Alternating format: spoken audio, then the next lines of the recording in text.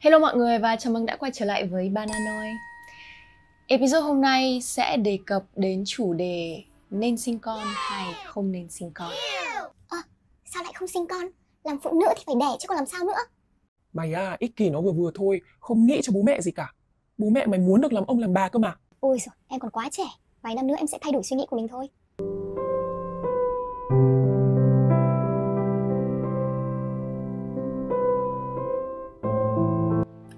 Cũng có thể đấy.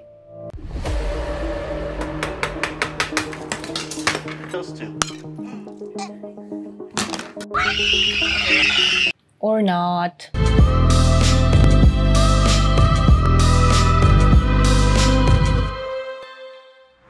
Không biết các bạn có để ý không, nhưng mà càng ngày có càng nhiều người sẽ quyết định sinh con muộn hơn, hoặc là quyết định không sinh con at all, dù họ có độc thân hay không. Và thường những cái lý do phổ biến nhất sẽ liên quan đến lý do cá nhân, lý do liên quan đến kinh tế hoặc là liên quan đến môi trường.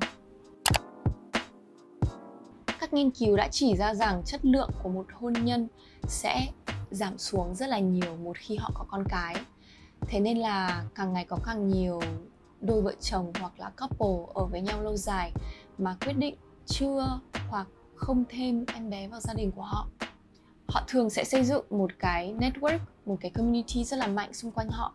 Và mặc dù không có con thì họ vẫn có thể có một cuộc sống viên mãn.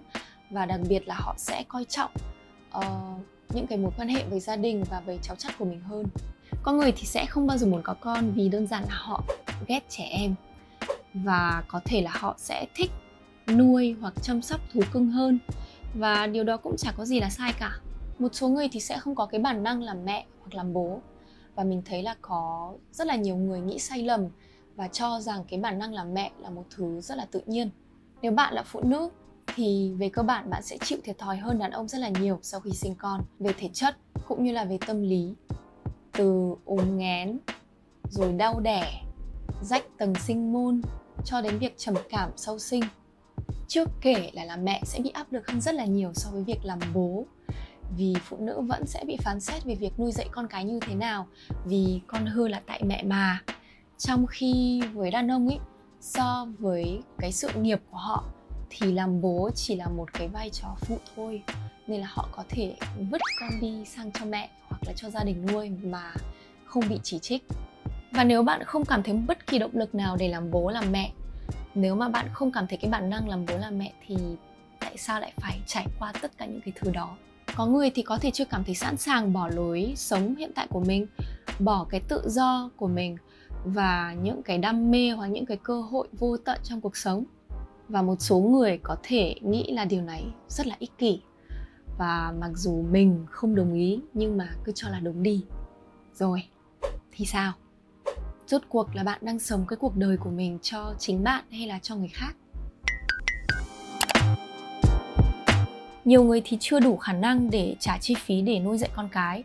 Trong xã hội nông nghiệp hồi xưa thì trẻ em đã từng là một cái nguồn lao động và một cái nguồn thu nhập của gia đình. Nhưng hiện tại và với cái sự đô thị hóa thì trẻ em lại thành một cái nguồn chi phí rất là lớn đối với bố mẹ.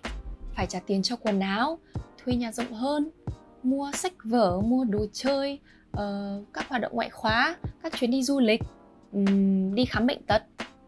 Và nói chung là tất cả những thứ vô ích đang mốt mà bọn trẻ đang dùng hiện nay. Việc không có con cũng có thể giúp cho mình tập trung vào nghề nghiệp hơn, tiết kiệm nhiều tiền hơn để có thể tích lũy cho về sau. Mà sau này thì mình lại có khả năng quyên góp tài sản thừa kế của mình cho một cái charity hoặc là một cái organization gì đó do mình lựa chọn, thay vì phải chia nó với các con bất ơn vô ơn của mình. Hành tinh của chúng ta đang chết dần và vì thế nên sẽ có nhiều người quan tâm đến nó hơn trên khắp thế giới. Và đó cũng là lý do tại sao càng ngày càng có nhiều người ăn chay hoặc là sử dụng ít đồ nhựa hơn, hoặc là không sử dụng ô tô. Đang nói chung chung thôi chứ không nói với Việt Nam đâu ạ. Và cách số 1 để giảm cái carbon footprint của mình là gì? Sinh con ít hơn. Chưa kể là bạn sẽ trao cuộc sống cho một con người mà chưa bao giờ đòi hỏi được sinh ra ở một nơi đầy ô nhiễm không khí, dân số quá đông, biến đổi khí hậu, tỷ lệ ung thư bùng nổ, những dòng sông đầy nhựa, cơn nghiện mạng xã hội và vân vân và vân vân. Sinh ra một đứa con và nuôi dạy nó một cách đầy đủ để nó có thể trở thành một người tốt và một người hạnh phúc là một cái nhiệm vụ có khi là khó khăn nhất mà mình có thể làm. Tất nhiên là nghĩ đến việc sinh ra đứa con của chính mình với cái gen di truyền của mình nghe nó rất là thu hút. Nhưng với cái tốc độ mà mình đang cạn kiệt những cái resources của thế giới thì mình chưa thấy có lợi ích gì trong việc đóng góp vào đó bằng cách đưa một con người khác lên trái đất trong khi đang có rất nhiều người đang tồn tại và đang cần được chăm sóc. Thế nên là nếu bây giờ mình cảm thấy chưa sẵn sàng, hoặc là mình vẫn còn hoang mang về tương lai, hoặc là mình chưa tìm được đúng người, đúng partner, thì mình vẫn yên tâm vì hiện nay có khá là nhiều lựa chọn khác nhau. Từ việc đông lạnh trứng để có một cái sự dự phòng cho tương lai cho đến việc nhận con nuôi chẳng hạn.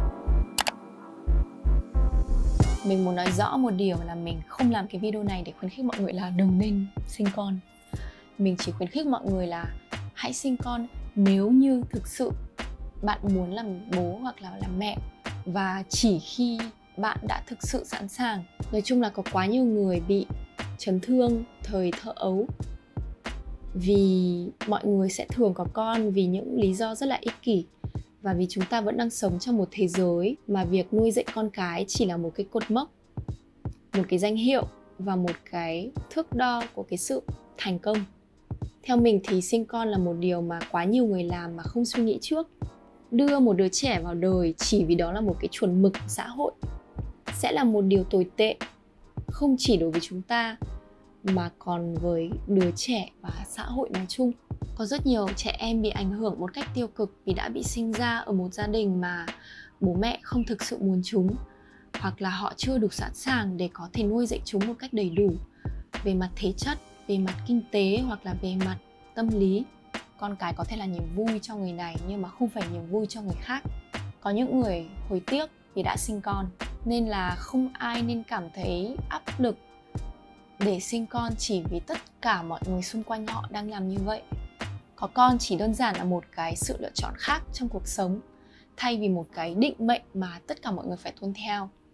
Thế nên là lần tới, trước khi bạn định nói với ai đó rằng họ ích kỷ hoặc là họ sẽ thay đổi cái ý định của mình về việc không sinh con, thì bạn hãy nhớ rằng bạn đang là người tạo áp lực cho họ, và chính bạn đang tăng cái khả năng những trẻ em sẽ bị sinh ra trong một cái gia đình mà không hạnh phúc. Mình hy vọng là cái video này sẽ mở mang tầm mắt cho những người mà không biết là họ có một cái lựa chọn khác, và thậm chí cho những người mà đang muốn có con hoặc là có con rồi, để họ có thể suy ngẫm về cái mục đích của việc có con là gì.